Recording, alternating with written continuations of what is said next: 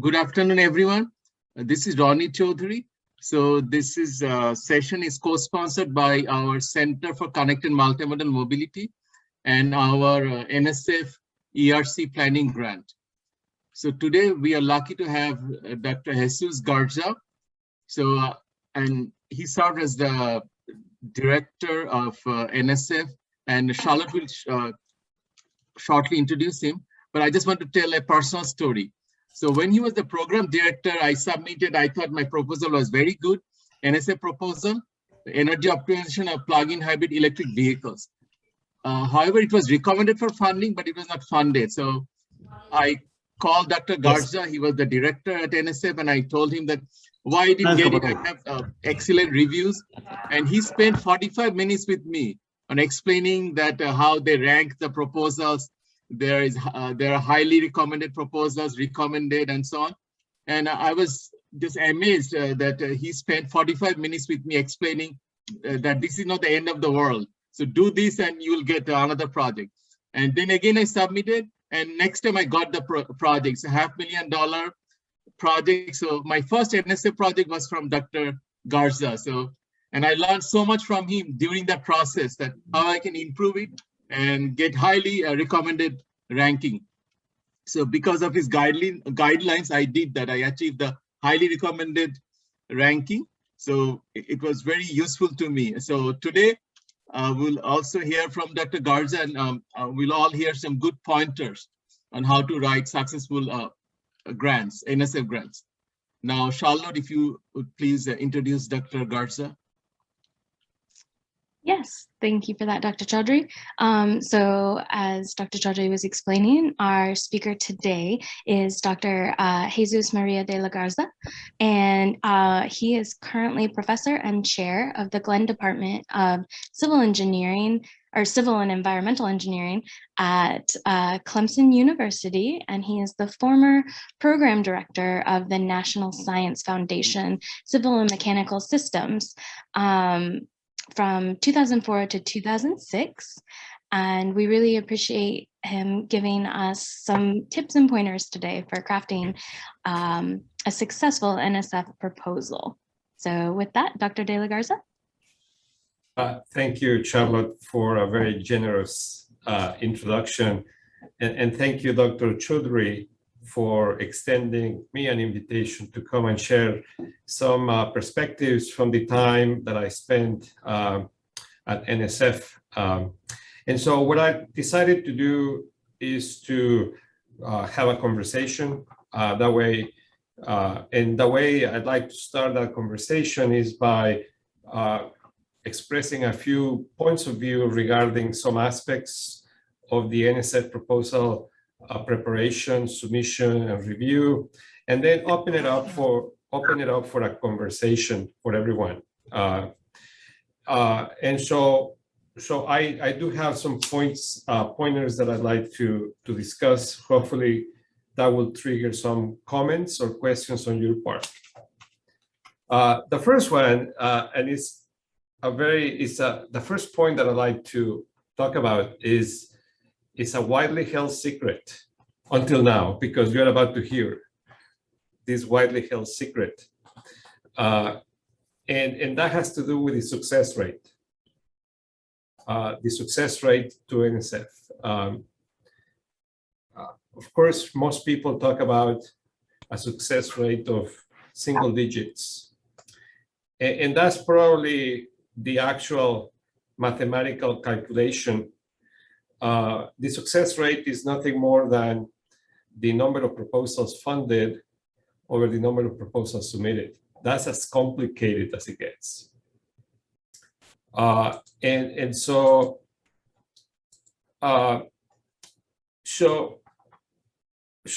yeah, that probably comes out to a single digits, and that tends to get around. However, if you remove from the denominator good proposals, let me say that again. If you remove from the denominator good or fair proposals, the success rate goes all the way to mid-40s, high 40s. So how is that? Because good proposals are not good enough. That's what happens. To be successful with NSF, you need to write very good to excellent proposals. So when you get, so that's how the secret is.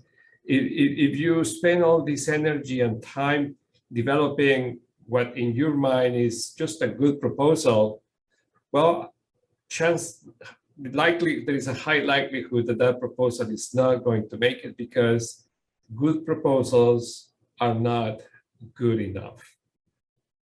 And maybe you have been on the receiving end of good reviews, but I can tell you that during my tenure as an NSF program director, all those proposals that had good reviews ended up below the do not recommend line. We drew lines. The first line is, below this line is do not fund, above this line is fund, and above this other line is highly recommended. And so this statement that I just made has significant consequences in the way you go about preparing your proposal, because you need to aim from the very start to write and submit a very good to excellent proposal. And that doesn't happen by just having wishful thinking. You have to spend a fair amount of time, more than what it takes to write a good proposal. And so that's an element from when I was at NSF. I was told by my colleagues in academia that I had gone to the dark side of NSF. And so I just share with you a secret, and that is no longer a secret because now you know it, and I guess this conversation is going to go on YouTube. So the cat is out of the bag. You need to make an investment and commitment from the very beginning to do a very good to excellent proposal, and that takes longer than what it takes to write a good proposal. And of course, if it takes longer, then you need to budget more time to do that. That's point number one. The second point that I'd like to advance here is that when you have a multidisciplinary team working on this proposal, you need to factor something else to assemble the proposal, and that is you need to make sure that there is a single voice, that when a reviewer reads and reviews your proposal, the tone is of a single voice, as opposed to the feeling that this was just a cut and paste. This section came from one person, this section came from another person, this came from another person. They put it all together, and but it doesn't read as a single voice. That always tends to produce, is the beginning of creating a not such a good feeling about the proposal when it's not fully integrated. And of course, when we receive pieces of the proposal, maybe the methodology, maybe the literature review comes from different people, maybe the other sections, there has to be additional time invested in bringing all that into a single voice, as if only one person wrote the whole thing, even though it came from different sources. Once again, that process takes time. That needs to be budgeted. That single voice also will go a long way to come across ideas as integrated. They are integrated, and think about it, because only one person wrote the proposal. That is not true, but you should invest the time to make it look and read as if only one person wrote the proposal, because there is this unifying single voice. And having pieces integrated in a multidisciplinary effort is so important. Otherwise, when reviewers see fragments and they don't pick up the integration as naturally as it should be, then you begin to create, the reviewers begin to get the feeling that this is has lacks integration, and it was just a cut and paste type of activity. So that's point number 3 about emphasizing integration and a unifying voice was point number 2. Point number 4 that I'd like to advance here is that, you know, and this is even so more important for NSF proposals than other things that we do in academia. But when you write the literature review for your NSF proposal, that literature review serves multiple purposes. One, it tells the reviewer you have the vantage point of the body of knowledge. You have a good vantage point, and you have surveyed the body of knowledge, and you've been able to articulate it. That's a very important, that increases your credibility, and that's a very important dimension of the literature review. But it shouldn't stop there. The second very important byproduct of a good literature review is to identify gaps that you have located in the body of knowledge, because typically these gaps is going to be what drives your objectives. And so by identifying these gaps and then cross-referencing these gaps in your literature review with the objectives, you're basically joining the dots between, I have these objectives, but they are not just something that I want to do because I was looking out the window and thinking about objectives. These objectives are, you can actually trace them back to existing gaps in the body of knowledge. That gives you even more credibility, because reviewers will want to see how your work is going to expand or patch the existing body of knowledge. And then the last important dimension of a good literature review is that once you do your research and you're publishing your work, then you can actually cross-reference your findings to the objectives, to the gaps in the literature review. And is this joining the dots very explicitly? When you do this for the reviewers, you increase the confidence in the reviewer that you are very serious and you know what you're writing about, because you took time to join the dots for the reviewer, from literature review to outlining the body of knowledge, to identifying gaps, to driving the objectives, to driving the methodology, and then linking the findings back to the gaps that you had on your literature review. That linking, joining the dots is so very much builds confidence and credibility on you as a PI. The other point that I'd like to tell you is that, as you know, the two main criteria for judging proposals are intellectual merit and broader impacts. That is very well established. And I have to tell you that broader impacts are different than broad impacts. Broad impacts are part of the intellectual merit. And of course, we, NSF, want you to have as much broad impacts as possible, because that speaks very highly of the intellectual merit of your proposed research.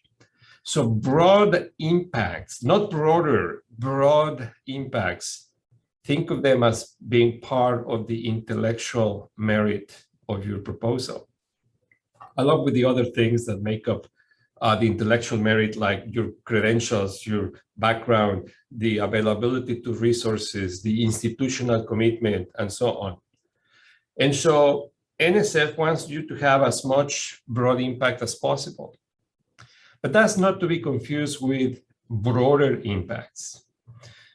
So the key distinction is that broader impacts are very unique because NSF is basically asking you as a PI, how are you going to use your proposed research to help NSF achieve its strategic goals? That's why NSF calls them broader impacts.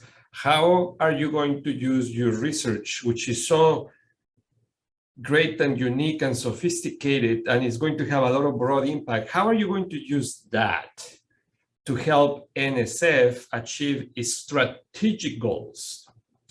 And that's a very unique type of question.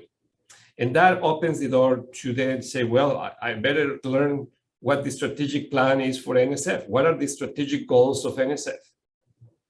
Because if you know the strategic goals of NSF, then you can start thinking about how your research will help NSF achieve those goals. And that's why NSF calls these broader impacts, to make a distinction between broad impacts and broader impacts.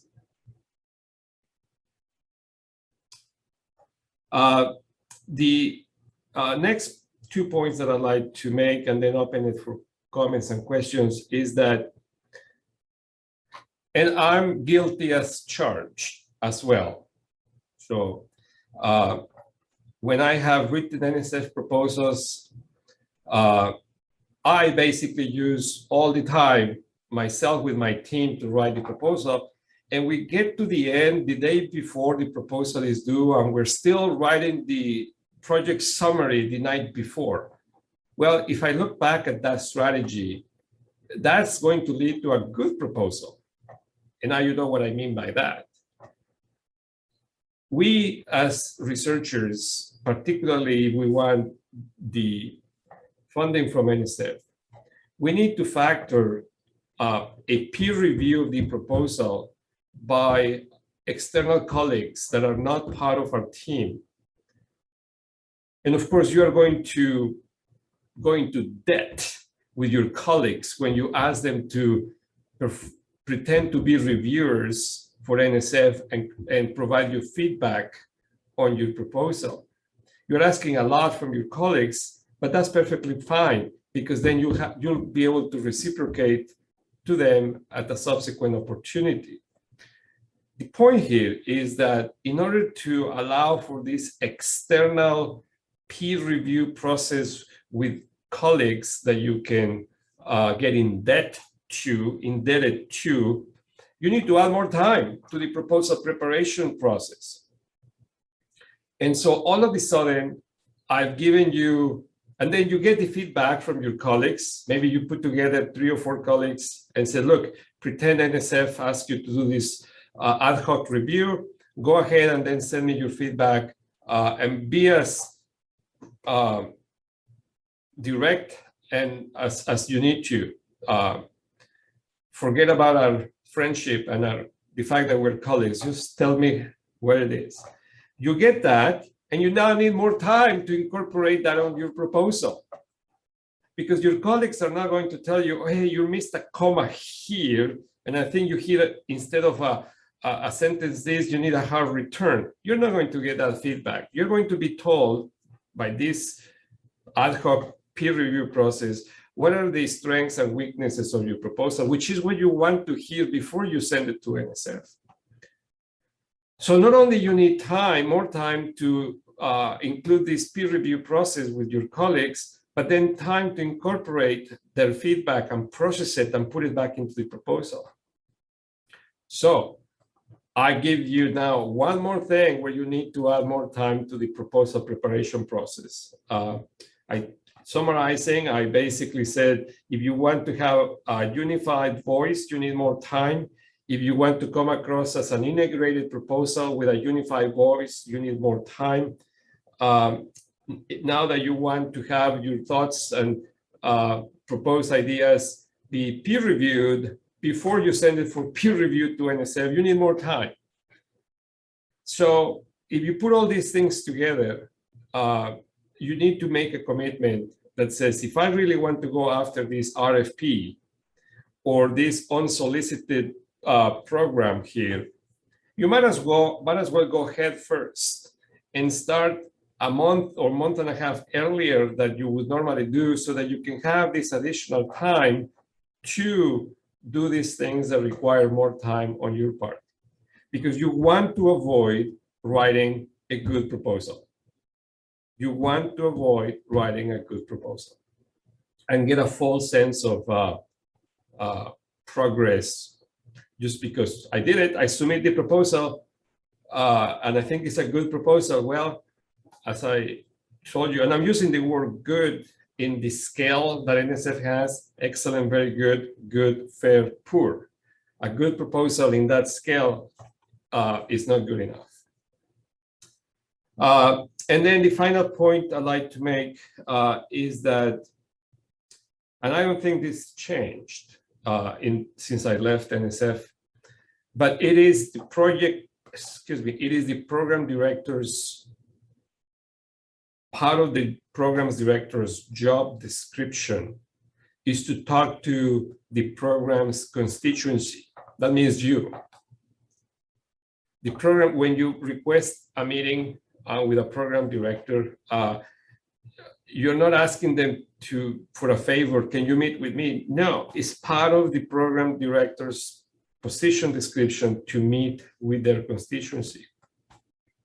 And that's you. So don't be bashful about going to Washington. Of course, you want to go, and because you already have an appointment.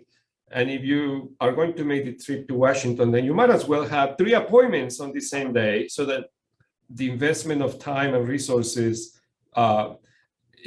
the benefits of that is greater than the cost. And the way that is best, in my opinion, this is my personal opinion, is that, because I always encouraged people who call me, can we meet on this day? And then we'll find a time and we'll say, yes, we're going to meet on Wednesday at 10 o'clock in the morning in my office. Once you have the first meeting, use that as an anchor to then make another call to another program director that you're interested in talking to and say, look, I'm already going to be there on Wednesday at 10 o'clock. Is there any other time on that Wednesday that might work for you? Because I'm already going to be there anyway. That statement opens the door and opens the schedule very easily with the other program director. And so you get a 2 o'clock appointment. Yeah, you have to kill time and do other things between the 10 o'clock and the 2 o'clock. But then you call the phone, pick up the phone or send the email and says, I want to go to a third director, program director. And you say, look, I already have these 2 appointments, one at 10, one at 2. Do you have a time in between that we can meet? I'd like to discuss my ideas and I want to hear your feedback. Then you get a third meeting in between 10 and 2. And so all of a sudden, at least you have a full day where you can make a good investment of your time and money to go to NSF. It is their duty. It was my duty to talk to and meet with the constituency. And I want you to feel very confident that you can reach out to them and request time to meet. And these days, we learned so much with Zoom last year that now that meeting can actually take place like this. Not by phone, still you can make eye contact, it's a video conference. And if it is in person, the better. But at least you can get a Zoom meeting as a starting point. And so those are the points that I wanted to share with you from my experience as a program director. And then at this point, I'd like to open it up for questions, comments, observations, whatever is on your mind. I have a question, Dr. Garza. So I heard that you actually have to do the project first. So you have to publish a paper or have a lot of results before you can write an NSF proposal. So sometimes the reviewers want to see that, okay, you have done some prior work. So you almost actually have done half of the work before you submit the proposal. Is it a true statement? It is a true statement. And as a matter of fact, as we speak right now, I'm member of a multidisciplinary team and we're putting together a proposal to NSF. And we have done prior work. And so what we're doing in our proposal is we're highlighting the objectives and the methodology. And then after the methodology, we're saying, and by the way, we have done a small experiment.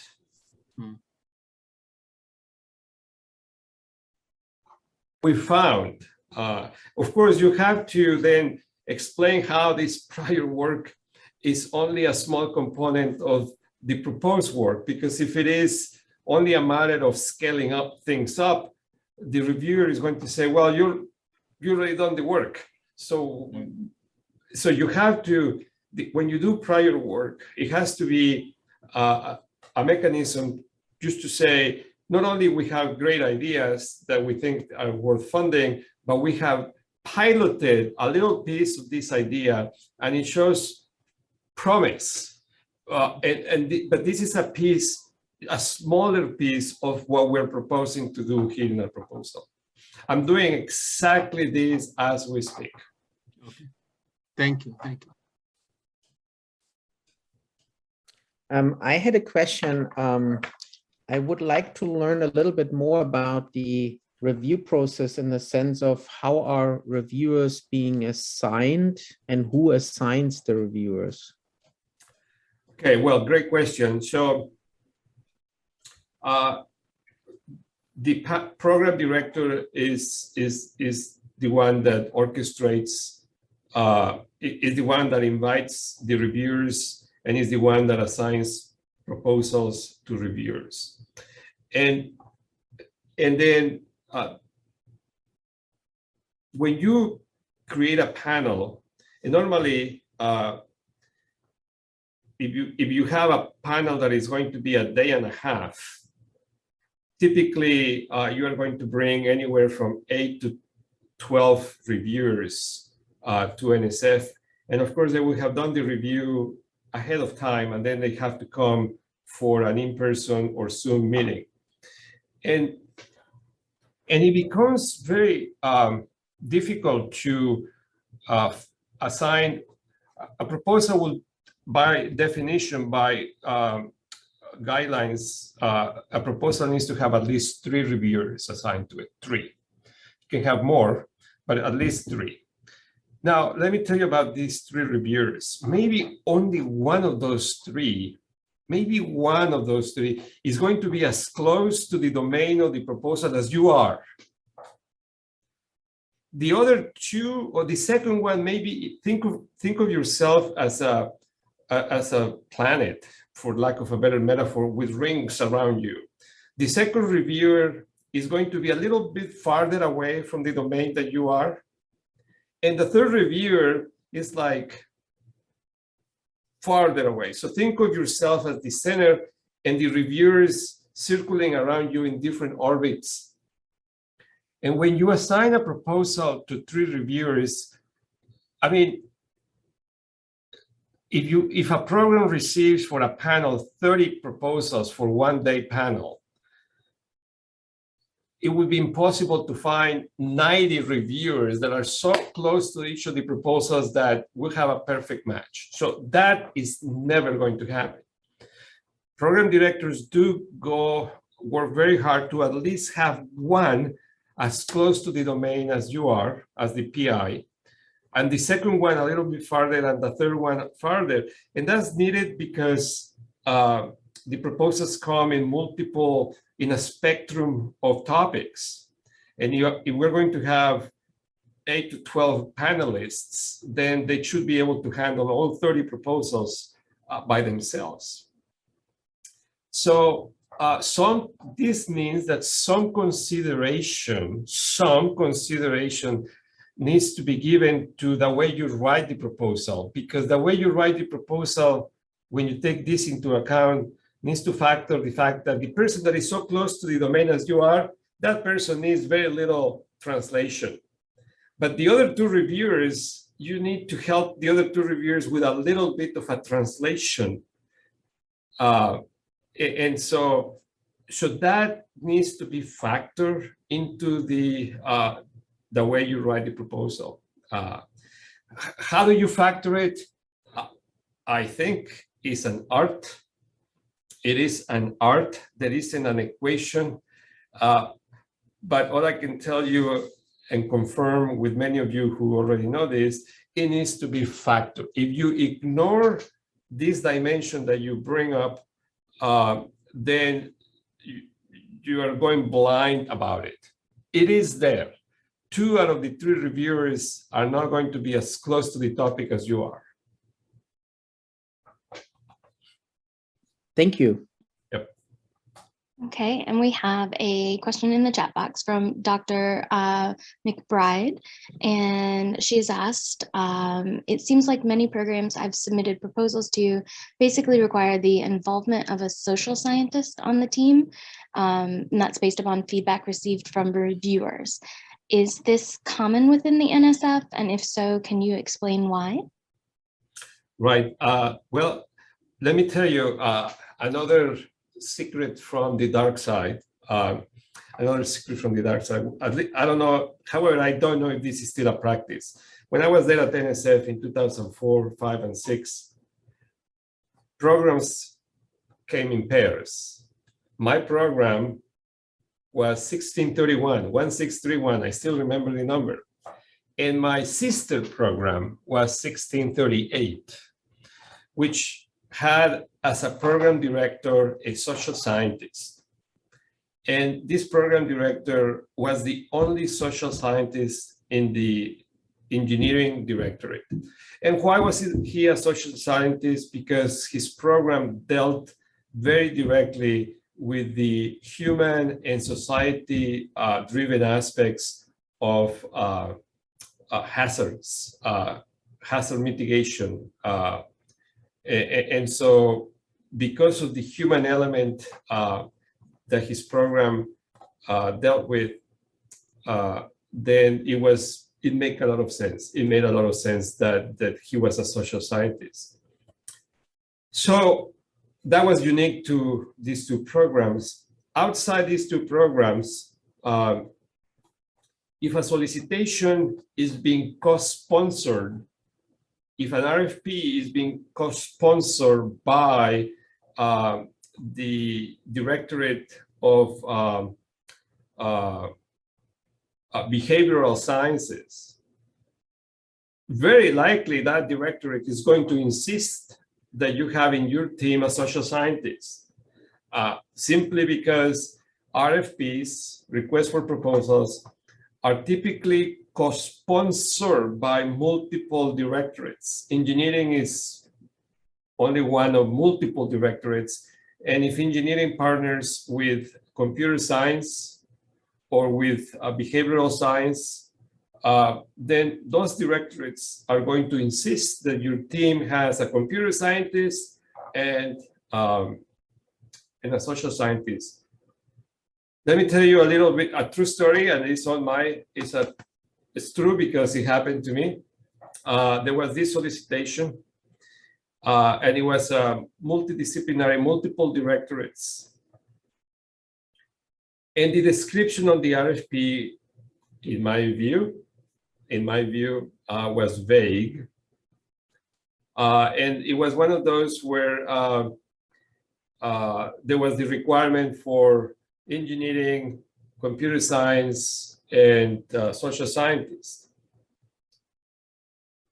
And I must have failed or didn't score very high in my English 101 because I misunderstood the meaning of a comma versus a semicolon when I read that statement.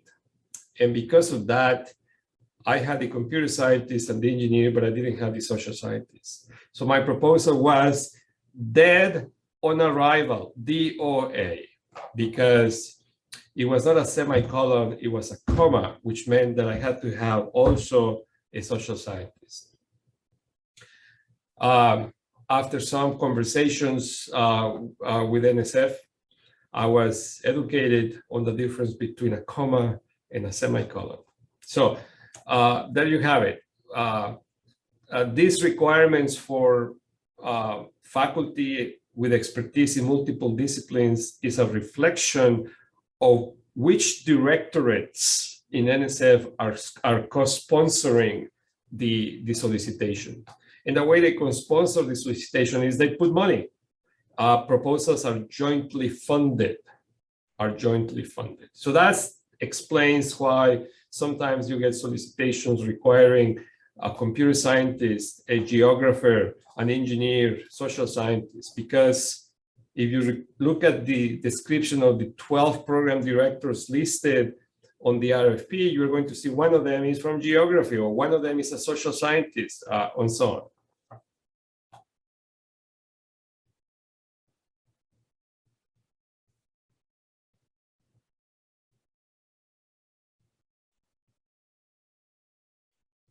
Okay, and we have an update. So Dr. McBride also says, thank you for addressing her previous question. And she added, it also seems like proposals that I've seen get funded often have very nice, creative, fancy diagrams that take up quite a bit of space in the proposal document. Does the NSF look more favorably upon proposals with such diagrams? I ask that because it seems like quite a bit of the limited program description space has been sacrificed to include such diagrams. Well, let me take that straight on. It's not so much about fancy diagrams. It's about crispness. Your diagrams have to be crisp, so that you and well, without clutter of text. Your font size, you need to respect the age of many reviewers. And if you have 10-point or less font size, you're going to have a problem with many reviewers who happen to be much older than you are. And so I think it's all about having diagrams that are crisp and that were designed to make a point. And a diagram of this nature that is on the proposal is very likely different than a diagram that you would use on the journal paper that you published in your background preparation to do this work. The journal paper diagram serves a different purpose. So perhaps the diagram that you develop for the proposal is based on that figure that you are so proud of, that you have on this journal paper, but you need now to rewrite that figure, recast that figure in a way that is crisper and gets to the point that you're trying to make regarding perhaps a methodological step or something that the diagram is referring to. I write journal papers like you do, and sometimes we put a lot in the charts that we publish out. And a lot of that information, if that is not directly related to the point that you're trying to highlight on your proposal, then rewrite that graph and keep the focus on only those relationships that you want to show that directly relate to your proposal. Keep everything else out, everything else that doesn't apply to the point that you're making. And that takes time too, right? One more thing that takes time.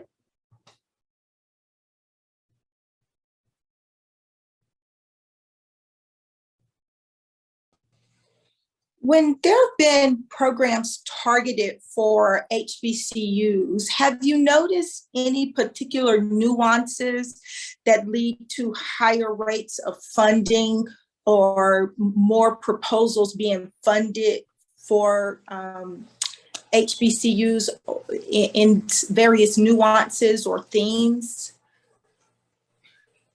Well, when programs, many times programs require participation of historically Black universities and colleges, as opposed to target them. The ones that I have experience with, just like you require that you include in your team an engineering faculty or a computer scientist or a social scientist or a geographer or faculty member from a minority historically institution. That's the same requirement, equivalent requirement as the sociologist, the geographer, the computer science. And I have to share another story with you. I was visiting a historically Black university and college. I wanted to get to know the faculty. And this is during the time I was program director, because I wanted to get firsthand knowledge of, and this faculty that I met, they were so smart and intelligent. And one of them who had a leadership position, he said to me, I want to be invited to proposals, not because I work in this university, but because I know a lot about the subject. And of course, that institution was heavily recruited by faculty across the United States because of the two things. But more importantly, because they had very smart individuals in that in the engineering, in the College of Engineering. So I see this requirement as in the same vein as requiring a social scientist or a computer scientist or an engineering in your team. And so if you look at the strategic goals of NSF, you're going to find that one of the strategic goals of NSF is advancing and increasing the participation of minority faculty and students in NSF-funded research. That's one of the strategic goals. And so one way to do that and one way to achieve that is by you on your own going and recruiting faculty and students from these institutions, or by NSF requiring that you recruit somebody from this type of institutions. It is part of NSF's strategic plan. Just like increasing the number of domestic students going into grad school, that's another element of NSF's strategic plan. And so how are you going to use your research? This is now circling back to the broader impacts issue. How are you going to use your research to help NSF achieve these strategic goals? Increasing the participation of minority students and faculty, increasing the number of domestic students wanting to go to grad school. So I'm digressing a little bit to encourage you to get a hold of NSF's strategic plan and reflect on it.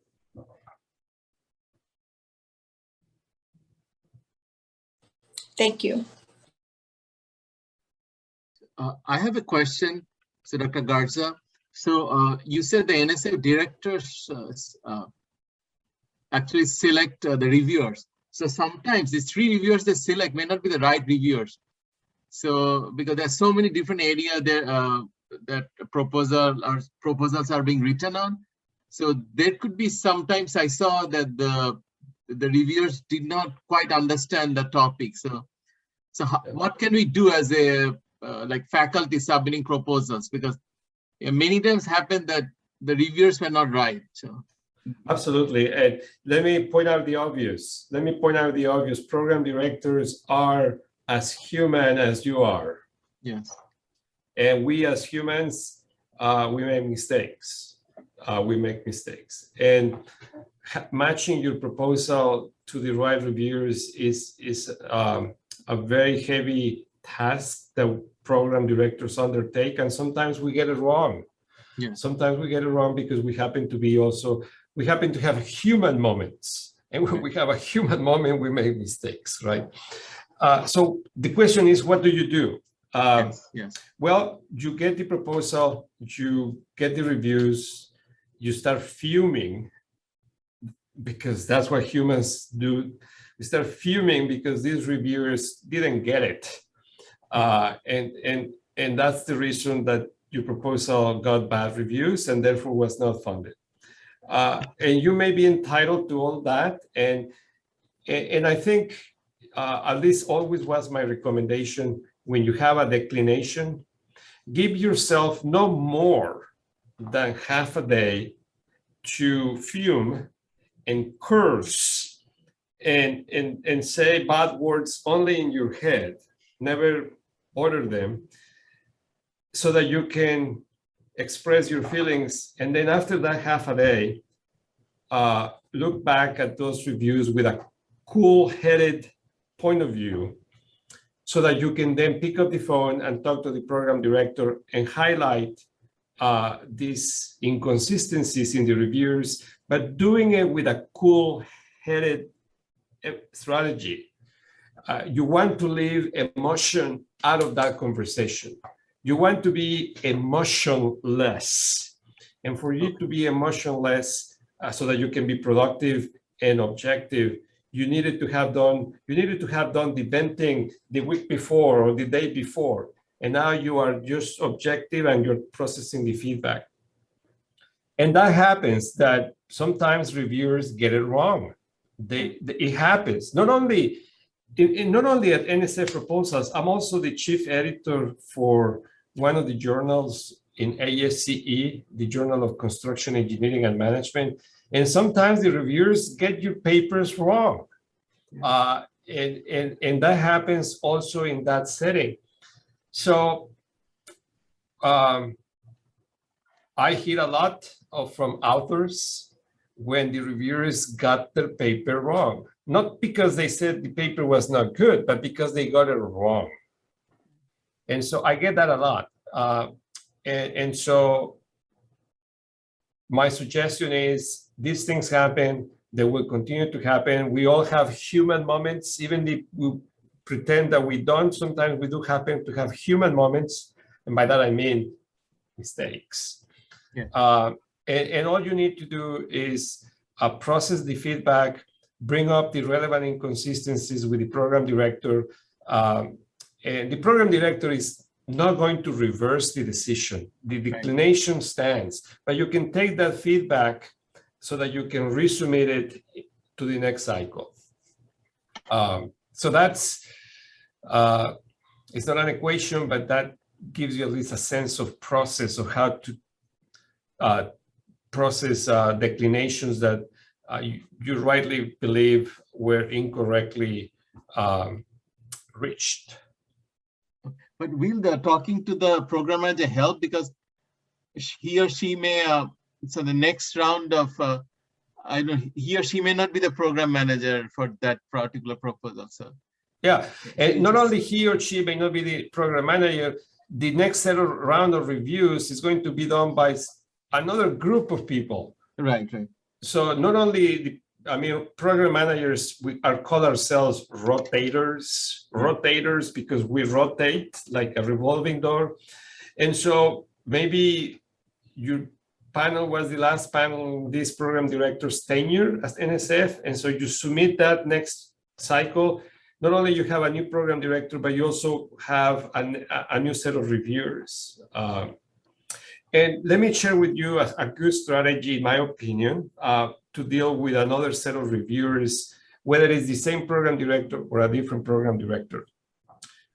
If on round one of the reviewers told you that the explanation of your method of step one in the methodology was fuzzy and not very clear why it was needed, and therefore that led to a fair review, one way to address a next group of reviewers on the next submission is by making statements in the proposal that says, you make this step one on the methodology, you put it back in there, and then you make a statement that says, and we, the PIs, believe that this step in the methodology is needed because of this.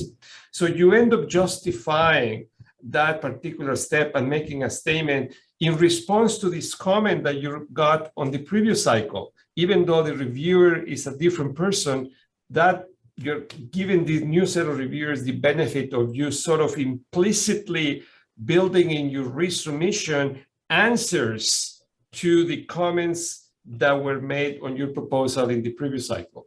So there is a strategy to answer the reviews on your second submission because the reviewers are going to be different. Yeah. So there is a strategy to do that, and you should utilize it on your resubmissions. So of course, okay. Of course, when you submit a journal paper, it's different because you actually get to submit a response to the reviewers. That's not the case in the NSF. My suggestion is you can weave into your resubmission statements that you would normally include on the response to the reviewers in a journal paper. I heard from actually our current VPR. So he was very successful with NSF projects. He said that when his first proposal was denied in the first submission, so he had like a journal paper, he had a response to reviewers' comments and attached it as a supplemental document. I don't know whether that makes sense or that's a good practice. So we know that the reviewers could be different, but we have response to the previous reviewers' comments. Do you think that's a good idea? Well, if the sponsor allows you to do that, when I was at NSF, that was not part of the resubmission process. Okay. You were still bound to submit the 15-page proposal with all the documents, and there was no room for responses to reviewers' comments.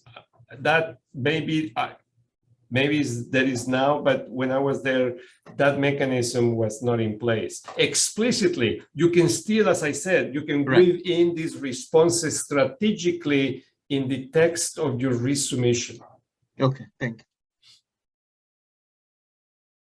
Well, let me share one more thing with you, because I think there is, in my opinion, there is value in the few minutes that we have remaining.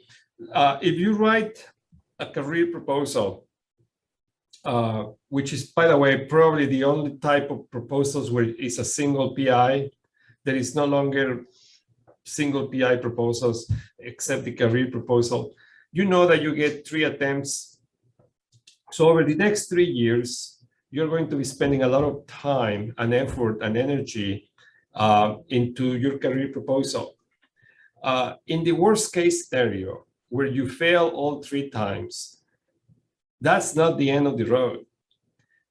You have developed this proposal, these ideas over the last 3 years.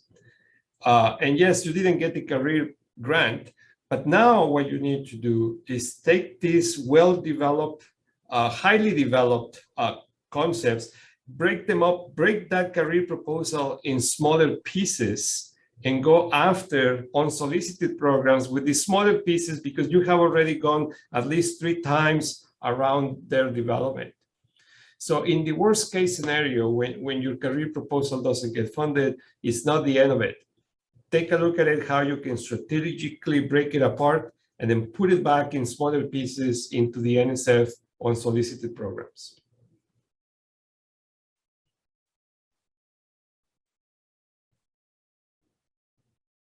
If I gave you the impression that I know everything about NSF, I misled you. I do not. I do not. In fact, my drawers in my desk are full of declinations. The drawer that has successful proposal is a much narrower drawer. The drawers that keep my declinations are deeper and longer in size because it takes a lot attempts to eventually come out with a successful grant from NSF. And so don't be discouraged by the grow a thin skin, so to speak. That's an expression to help you persevere and stay the course. Don't be discouraged by the declinations. They are hard. As I said, my drawers in my desk are full of declinations. But if you stay the course, you'll be successful.